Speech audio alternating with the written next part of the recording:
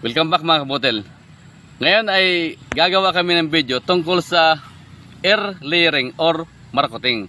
So, itong aming gagawin namin mga kabutil na kalamansi ay kumbaga ay yung nakaraang video, sinabi ko na ito unwanted branch. So, dapat ito ay putulin, tanggalin na lang. So, I decided not to cut kasi sayang naman. Kasi ang mas magandang palakihan mga kabutil itong sa baba kasi para siya lumapad. So, ang plano ko ito ay puputulin. So, bago ko putulin, papakinabangan ko muna ito para at least ay meron akong kalamansi na itatanim ko lang sa paso. So, tamang-tama itong laki. Pag hanggang siya ay mamunga na ay tamang katamtaman lang yung kanyang laki. So, dito ko magagrap bubukas na para sa air layering. At saka ito din ay puputulin din kasi sobrang taas at saka daming tinik.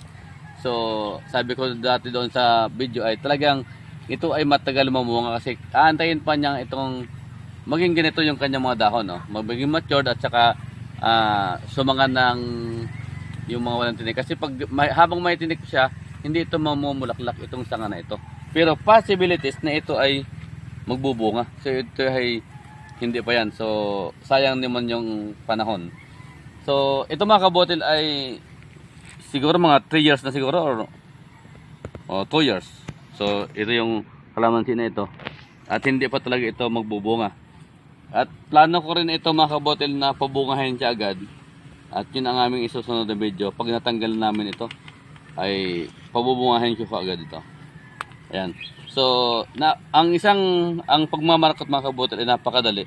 Pwedeng, ang gagawin natin ay yung mayroon tayong i-insert siya agad na may seedlings para siya ay kumbaga ay yun ang mag-uugat na. Or, pwede nating dito tayo talaga magpapaugat. Ayan. So, kung may seedlings, mas mabuti kasi idudugtong lang dito. Yan, idudugtong lang natin dito at saka tatalian para siyang grafting. And then pauugatin natin dito. Kaya lang parang wala akong seedlings. Pero pwede mga kabutil na kahit anong uri ng citrus ang gamitin natin dito.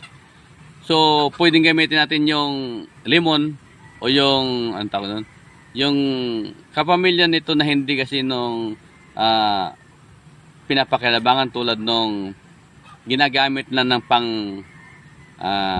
nakalimutan ko yung sa aming term kasi ukban yun eh. Yun sa ibang dito ay yung ang purpose lang nun dito ay kinukuha yung katas at yun ang ginagamit na pangpalinis ng ginto. Ayan, panglinis na ginto. So, yun ang pwedeng gamitin.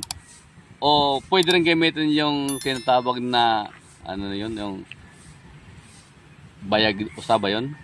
So ito mga kabutil ay ang gagawin ay tatanggalin natin itong balat na ito. Ang nilalagyan ng lupa. So dito tayo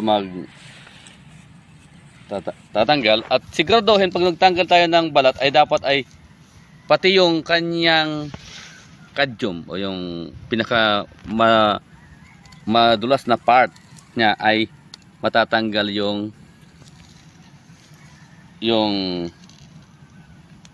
bagay na yon. Kasi pag hindi yon tinanggal ay hindi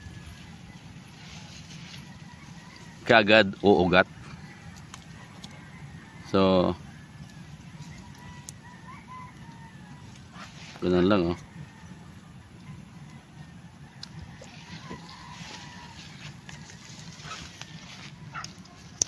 Yan, napakadali lang mga kabutil. Tanggal na. Kasi madali lang naman siya ayan. Yan.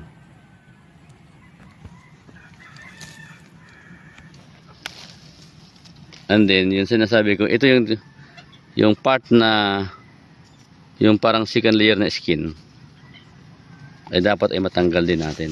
So ang ginagawa yan, kinikis-kis.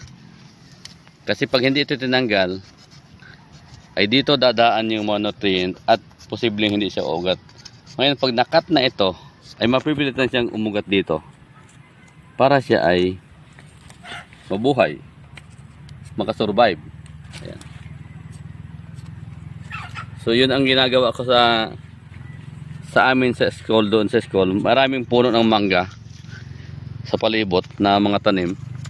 Kaya lang nung lumaki na ay sagawal na doon sa mga ibang tanim. Sagabal na doon sa pader.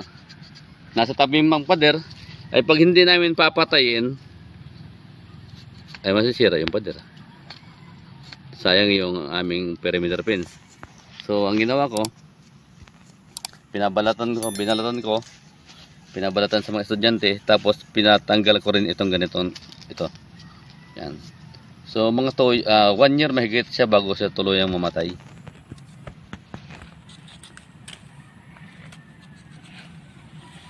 Kung sana ay malaki-laki yun, maliit-liit lang sana yun, kaya lang hindi na pwedeng marakot eh. Ang laki ng puno na eh. Pwede sana yun kung ganito lang kalaki ang puno. Ay laki ng puno nun. So napagandabakan sana. So ganun lang mga kabatal, oh. Pag natanggal na siya, lalagyan na ng balot.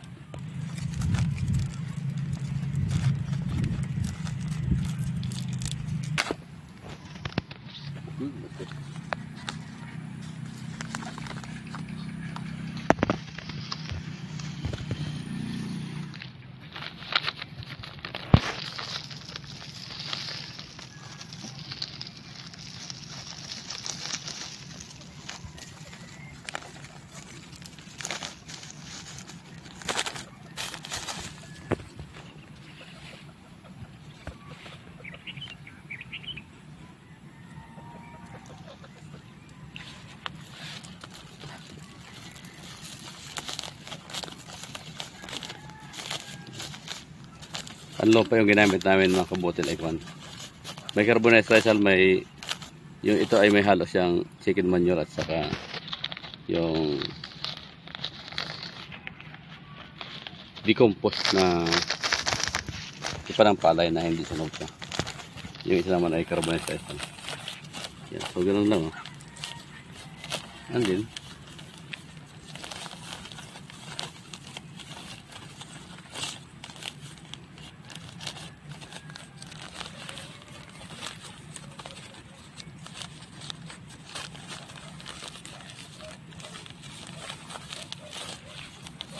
tatalian na natin dito.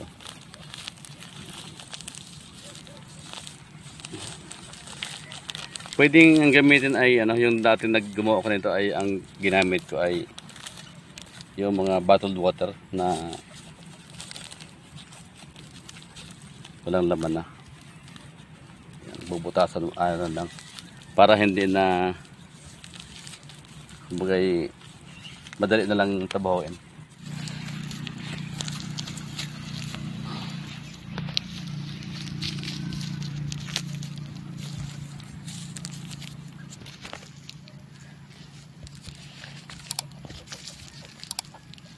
Ano lang mga kabuti lang.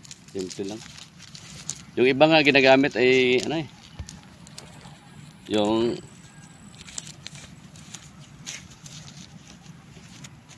lang ng kukupit. Minsan nga ginagamit ko dati. Yung ng niyog, bunot ng niyog na inaano ko lang, slice. Kasi yung kukupit na dumaan yun sa pusido eh. So, ano niya ka, para hindi siya yung moisture dito sa lupa. So, ganun lang kadali, ganun lang kasimple yan. Ayan.